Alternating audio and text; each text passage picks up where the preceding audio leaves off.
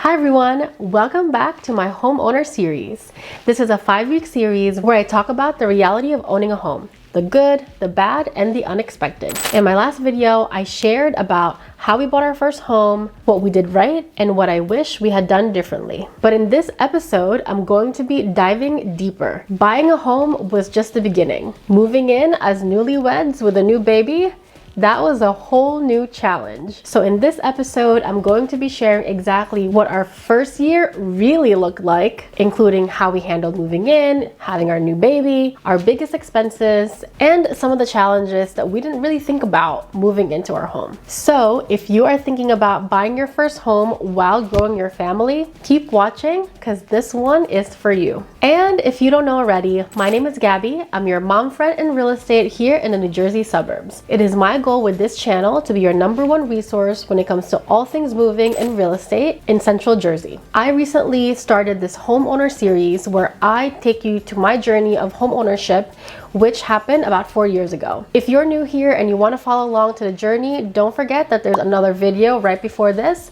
And if you have been following since the first one, thank you so much for coming back. I'm so excited to dig deeper and share all of my homeowner stories with you. And with that, let's get started. To me and my husband, nothing was more exciting than seeing properties while we were growing our family. Every showing was kind of like date night. We were imagining ourselves living there, what our future is gonna look like, where our daughter's gonna go to school, which room would be hers. And if you're someone who's thick in this process, I totally understand the feeling. It was a really fun time. It was stressful, definitely, especially because the housing market was just so competitive, but it was definitely fun to start thinking about the future, planning for it, and start imagining what your life was gonna look like. But starting a family and looking for a home meant that we were juggling a lot. When we found this property, of course, we were super excited. We finally had the space for our family to grow, but with that came a lot of stress. We were balancing being new homeowners, newlyweds, and being new parents. And on top of that, because we were so excited to finally have our own home, we threw quite a lot of parties. We wanted to share our space with everyone. So we got very lucky with our move because we moved from a small 1-bedroom apartment from Newark. So honestly, we only had a bed and table and chairs, but we ended up letting go of those furnitures anyways. In the middle of us house shopping, we decided that when his lease ended, we were gonna stop living there and then we were gonna move to my mom's house. She had a room available for us. We got really lucky in that sense because we really didn't have a lot to move when we were moving from the bedroom in my mom's unit to our new property. So unpacking wasn't too bad, and we also hired our friends to help us. The biggest challenge was filling up our new 3-bedroom with a finished basement house. And this is the perfect way to transition into our biggest expenses that we spent on our first year of moving here. As I mentioned, we really only had 1 bed frame. And that was a queen bed frame with a mattress and the sheets and comforters that came with it. And then all of our clothes and shoes and all of our personal items. But we were moving into this 3-bedroom, 2-bathroom home with a finished basement.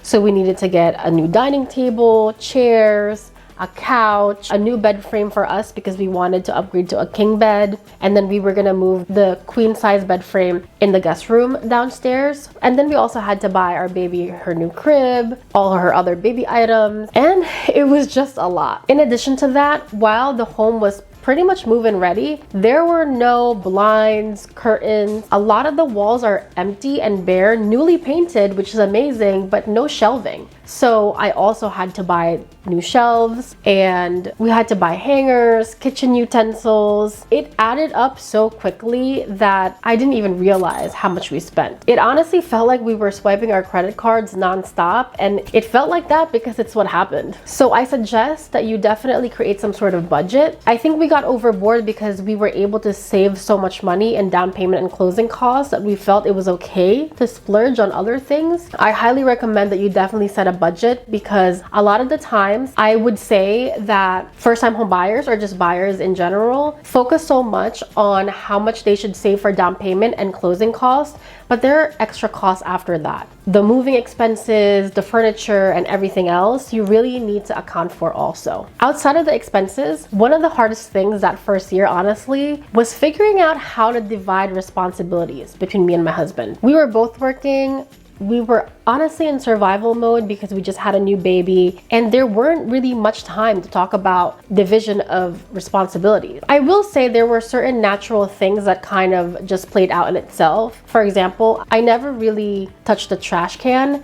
He's the one who puts them out. He knows the schedule. I still don't know when trash and recycling comes. And then there were other responsibilities that I feel like I naturally just picked up on my own, such as washing the dishes and putting it in the dishwasher and doing the laundry. Honestly, I really wish I asked for more help when we had our baby, because I think that I was so focused on all the milestones and the excitement. I really overlooked, me and my husband, we overlooked a lot of the responsibilities that came with it. And not to mention, now that we have these bigger monthly expenses that we have to maintain, we also have to work harder within our own careers because we need to make money. We really had to learn how to communicate, to talk about what we both each need within our relationships and what we should prioritize and what we should leverage out, honestly. Like, we ended up hiring a cleaner once a month, so it's not every week, but at least it helps us with cleaning everything, especially because we have a baby and a dog. And then initially, Bruno, my husband, he actually bought, I think he bought a mower,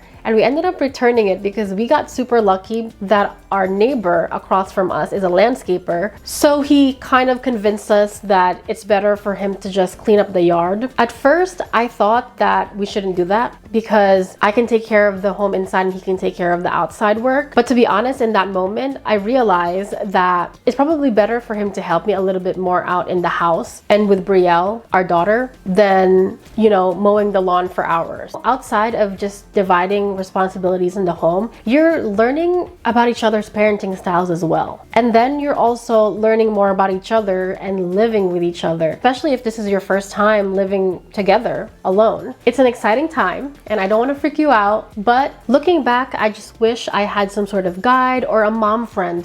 I was the first out of all my friends to have kids, so I have a really great best friend. I have my sister who helped me throughout the whole pregnancy. I had a good amount of support, honestly, but none of them have kids. And while it doesn't mean that they aren't supporting me or anything like that, I just didn't feel like I had a community and just a sounding board with people that knew exactly what I was going through. So that's just one of the things that I wish I had, and what I wish I looked for before buying a property, or just have it on my list of things to do or things to find so that I didn't feel alone. So if you're thinking about buying a home, especially when you're expecting, or you just had a new baby, and even if you're just newlyweds learning to live together for the first time, my first and biggest advice is to budget beyond the mortgage. I'm a big advocate in strategizing and figuring out exactly what you need in order to buy a home, figuring out your monthly payments, your monthly budget, what credit scores you need, how much debt to income you should have, all those fun things in order to actually buy a property.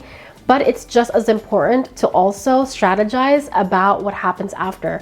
How are you going to maintain owning this property? Just because you got approved for a mortgage for X amount monthly, it doesn't mean that that's something that's going to be a comfortable monthly payment that you can have, especially when you add other expenses, your credit card, student loans, and so many other things, a new baby, furniture, and other surprises. Second, talk to your partner about responsibilities early on. You do not want to have these conversations as it's happening, because it's easy to be reactive. It's easy to be like, I do this, I do that. In our case, me and Bruno felt like we both weren't doing enough, and both of us made each other feel like we were both not doing enough, and that only came after we talked about it. And third, don't be afraid to ask for help. Luckily, my family was just always there every time I needed something, but the hardest part for them was reading my mind and trying to figure out what I need, because I never vocally asked. A lot of the time, sometimes I did because, I do need help a lot of the times, but you can't expect them to read your mind. More than likely, believe it or not, your family and friends just want to be there for you and they don't know how to help you.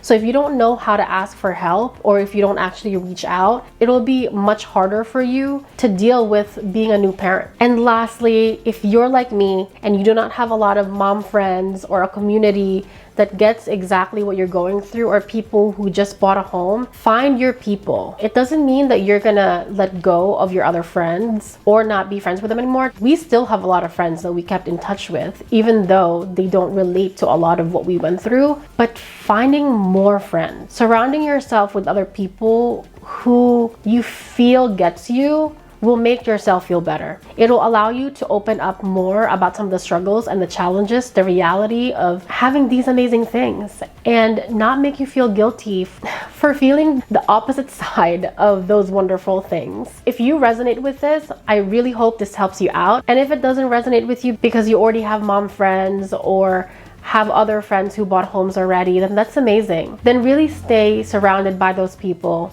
and love on those people and find a way how you can all support each other. So that's it. I hope this episode really helps you out, especially if you're looking to buy a home right now and growing a family. These series honestly are so different from some of the videos that I have done in the past, which really focuses a lot on the strategy behind buying a property, what credit scores you need, and the process of home buying, the type of offers you should submit, stuff like that. The difference with these episodes is this is me just opening up to you about the reality of it all and the real truth about what it's actually like buying a home, building a family, being a mom, all that good stuff. So I hope these video series really resonate with you. In the next episode, I'm going to be sharing all the first renovations we decided to do in our home that made the biggest impact. If you're wondering what's worth upgrading first as a homeowner, then you don't want to miss it. So if you are liking this type of content, then be sure to hit the subscribe button, click the thumbs up, and ring the notification bell. See you guys in the next one. Bye.